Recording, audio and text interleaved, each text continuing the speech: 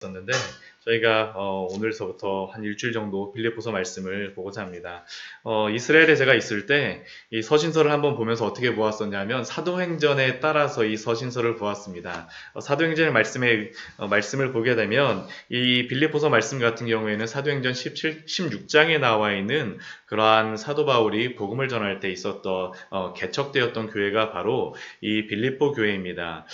빌립보 교회 같은 경우는 사도 바울이 원래는 아시아로 복음을 전하러 가고 또한 비두니아라고 하는 그 곳으로 장소로 복음을 전하러 가고자 했으나 성령께서 그것을 다 막으셨었죠. 하나님께서 열어주지 않으셨습니다. 그래서 사도 바울이 어떻게 됐냐 하면 드로아라고 하는 데에서 밤의 환상 속에서 마게도냐 사람이 이곳으로 와서 우리를 도우라라는 그러한 이야기를 듣고 나서 갔던 곳이 바로 이 유럽 쪽이었었고요.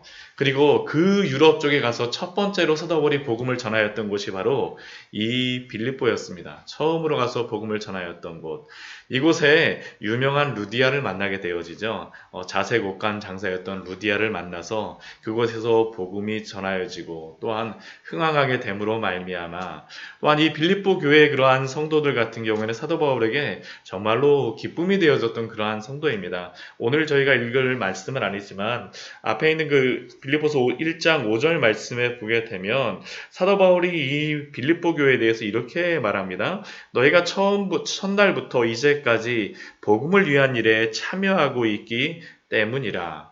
사도 바울이 그 앞에 이 빌립보 교회와 성도들을 위해서 기쁨으로 항상 기도하고 간구하는 것은 그 빌립보 교회 성도들이 사도 바울이 그곳을 떠나오고 복음을 전한 후서부터 지금까지 계속 복음을 전하는 일에 사도 바울의 그런 함께하는 교회로서 함께하는 성도로서 항상 함께하고 있기 때문에 이 빌립보 교회만 보게 되면 사도 바울이 항상 기쁨이 넘쳤던 것 같습니다. 그래서 이 빌립보서를 기쁨의 서신이라고 하는 게 이 빌립보 말씀을 보게 되면 기쁨 해갖고 계속 반복이 되어져서 나옵니다. 사도 바울에게 정말로 기쁨이 되어졌던 그러한 교회였었죠.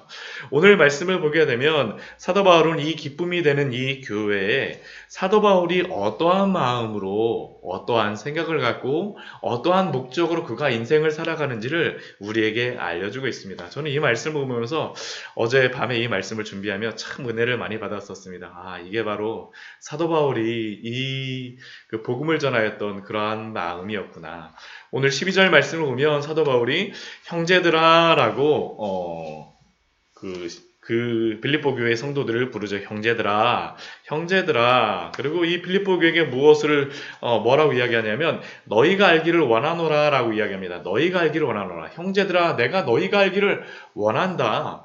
무엇을 알기를 원하냐 하면 두 가지를 알려주고 싶어 하는 것 같습니다. 첫 번째는 사도 바울이 당한 일입니다. 12절에 보면 내가 당한 일. 사도 바울이 당한 것이 무엇입니까? 13절 말씀을 보면 나의 매임이라고 말씀하고 있습니다. 사도 바울이 결국 무엇이라는 것입니까?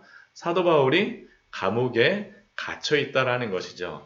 내가 감옥에 갇혀 있다라는 것을 사도 바울은 그들에게 알리고자 했습니다. 이 사도 바울이 이렇게 빌립보서를 쓸 때에는 로마 감옥에 갇혀 있었던 그러한 때로다 추정이 됩니다. 즉 그는 감옥에 갇힌 죄인이었습니다. 그런데 사도 바울은 이 자신이 감옥에 갇힌 것만을 알리고자 하는 것이 그의 목적이 아니었습니다. 정작 그가 그 빌립보 교회에게 알리고 싶었던 것은 내가 감옥에 갇혀 있어 나를 도와줘가 아니라 사실 그가 알리고자 했던 것은 자신이 그렇게 당한 일, 감옥에 갇힘으로 말미암아 있었던 일이 있는데 그것이 무엇이냐면 오히려 감옥에 갇힘으로 말미암아 복음 전파의 진전이 되었다라는 겁니다.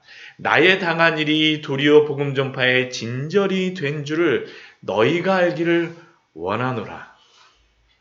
우리 같으면 감옥에 갇혔으면 나 너무 힘들어. 나를 좀 이해해줘. 이렇게 어려워라고 이야기할 텐데 사도 바울은 자신이 당한 일이 도리어 복음 전파의 진전이 되어졌다라고 말합니다. 어떻게 그 복음 전파의 진전이 되어졌습니까?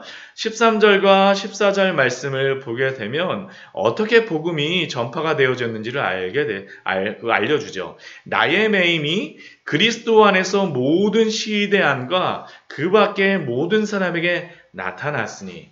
사도 바울이 감옥에 갇힌 것이 놀랍게도 어떤 일로 나타났냐 하면 복음이 전파되어지는 일로 나타났다라는 겁니다. 사도 바울이 감옥에 갇혀갖고 이 로마의 사람들은 사도 바울을 감옥에 가둠으로 말미암아 복음이 전파되지 않기로 했는데 어떻게 됩니까? 복음이 전파되어졌어요. 놀랍지 않습니까? 사도 바울이 감옥에 갇힘으로 말미암아 복음이 나타나지 않기로 했는데 복음이 나타났습니다. 누구에게 나타났습니까? 그 주변에 사도 바울에게 찾아오는 여러 사람들이 있었겠죠. 사도행전 우리 뒤에 말씀해 보게 되면 사도 바울이 감옥에 갇혔을 때 로마에 있었던 여러 사람들이 찾아왔다고 합니다. 근데 그 사람들이 찾아오는 것을 보면서 또 그것을 누가 보았겠습니까? 지키던 군인들이 보았습니다. 우리 13절 말씀에 그거죠. 그리스도 안에서 모든 시위대 안과 그 밖의 모든 사람에게 나타났으니 오히려 사도 바울이 그 감옥의 매임으로 말미암아 로마 군인들에게 그 복음이 전파됐다라는 것입니다. 놀랍지 않습니까? 복음을 가두기 위해서 이 사도 바울을 그 감옥에 가두어 놓았는데 오히려 로마 군인들이 그 복음을 듣고 뒤집어졌어요. 변화되어졌습니다. 그 시대 안과 밖에서 모든 사람에게 나타났으니 얼마나 놀랍습니까?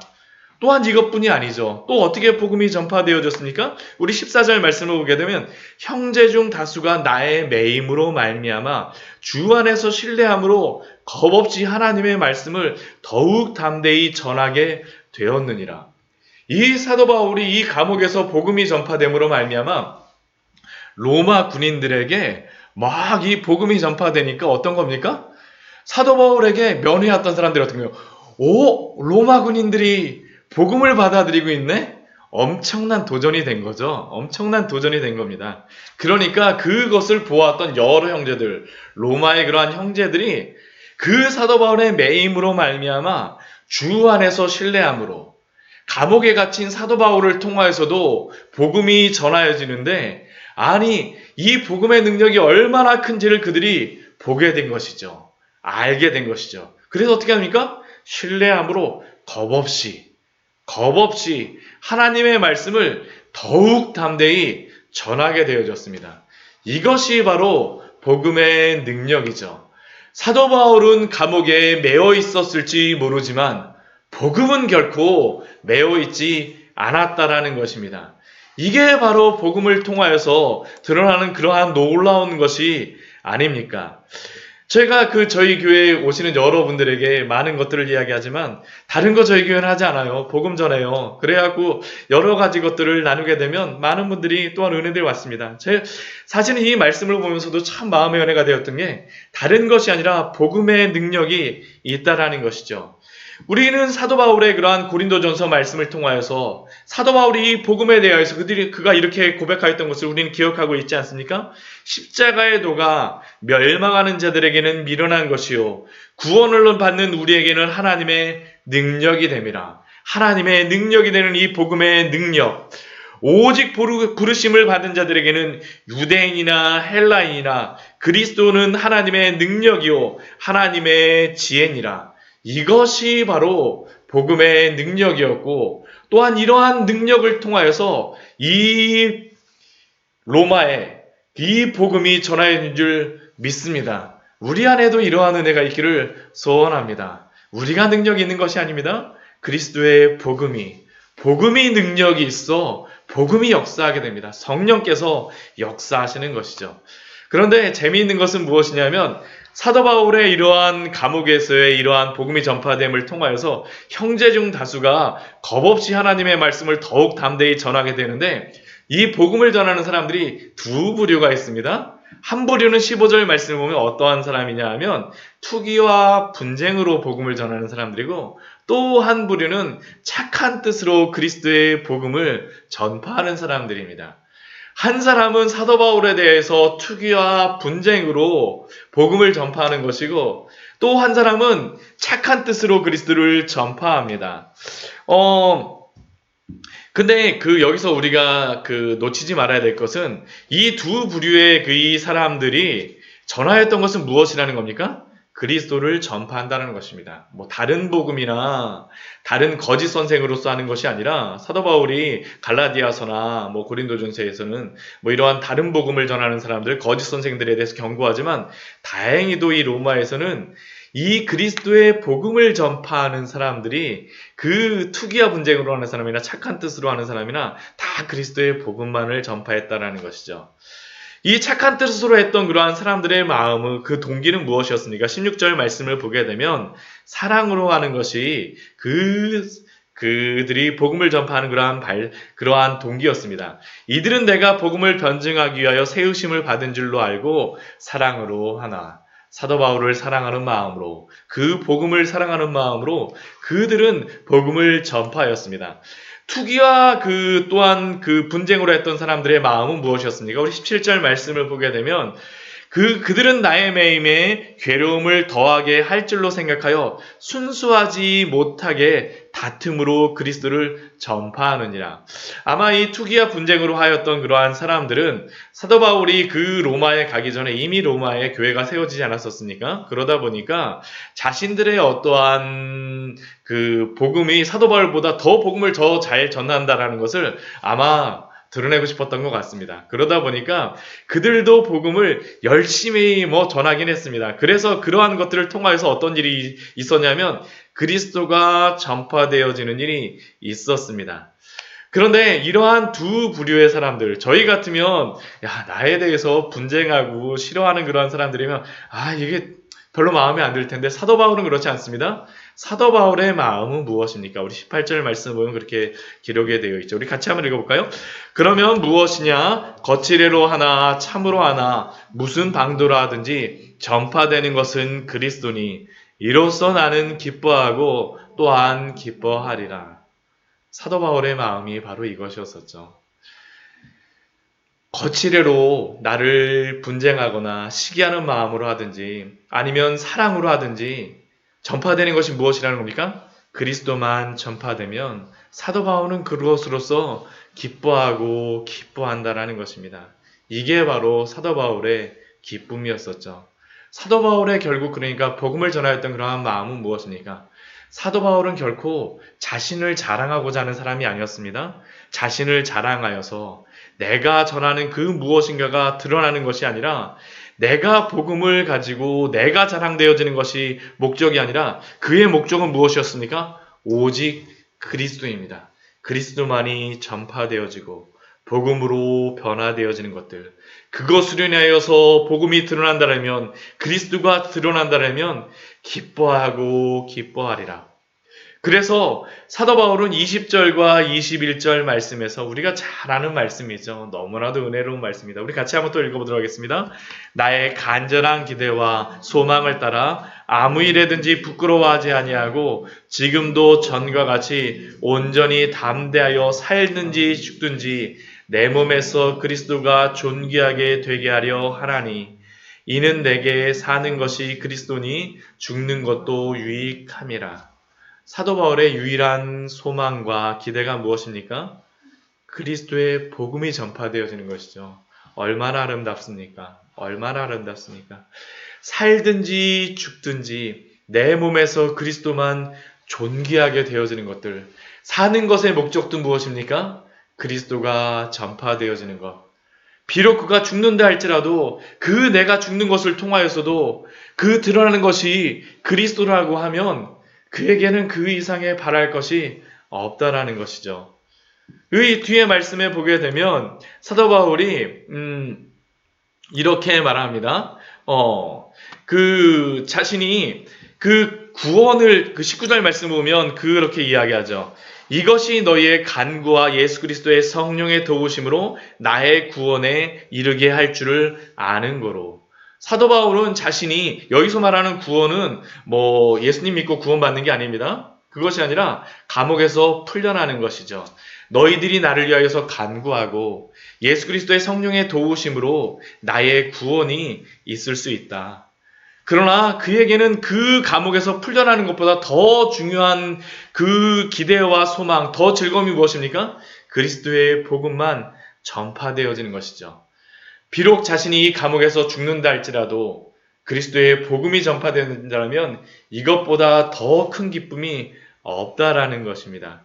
그래서 실제로 22절 말씀, 23절 말씀에 보게 되면 육신으로 사는 것, 내가 살아있는 것이 지금 나의 그러한 것이지만 열매이지만 그러나 나는 무엇을 택한지 알지 못한다라고 합니다. 그 택하는 것은 죽음이나 아니면 사는 것입니다.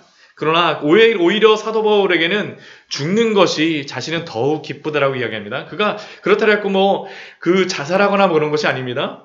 그 기쁨이 무엇 때문에 그렇습니까? 우리 23절 말씀을 보게 되면 차라리 세상을 떠나서 그리스도와 함께 있는 것이 훨씬 더 좋은 일이라. 훨씬 더 좋은 일이라. 그냥 좋은 일 정도가 아니죠. 그리스도와 함께 있기 때문에 그리스도와 영원히 함께 있기 때문에 이것이 훨씬 더 좋다라는 것입니다.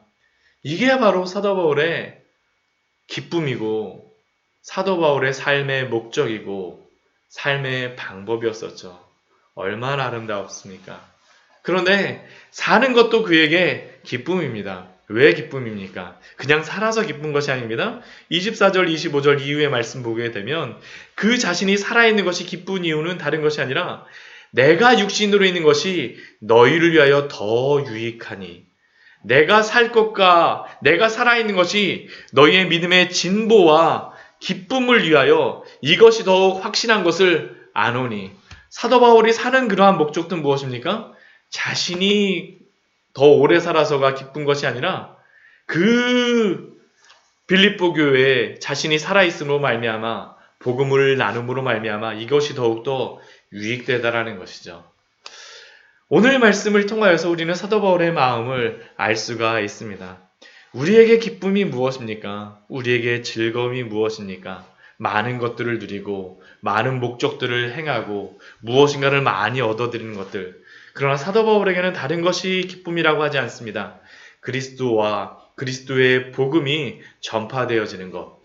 이것이 바로 사나 죽으나 그의 삶의 기쁨이고 그의 삶의 목적임을 우리에게 알려주고 있습니다. 말씀을 정리하도록 하겠습니다. 우리도 오늘 하루 이렇게 살기를 소원합니다. 사나 죽으나 다른 것이 드러나는 것이 아니라 그리스도가 드러남으로 말미암아 우리를 통하여서 하나님의 놀라운 복음이 전파되어지는 오늘 하루의 삶이 되어지기를 축원합니다. 또한 그 안에서 누리시기를 기쁨으로 그 삶을 누리시기를 사도 바울과 같은 그 기쁨이 있기를 축원합니다. 같이 기도하도록 하겠습니다.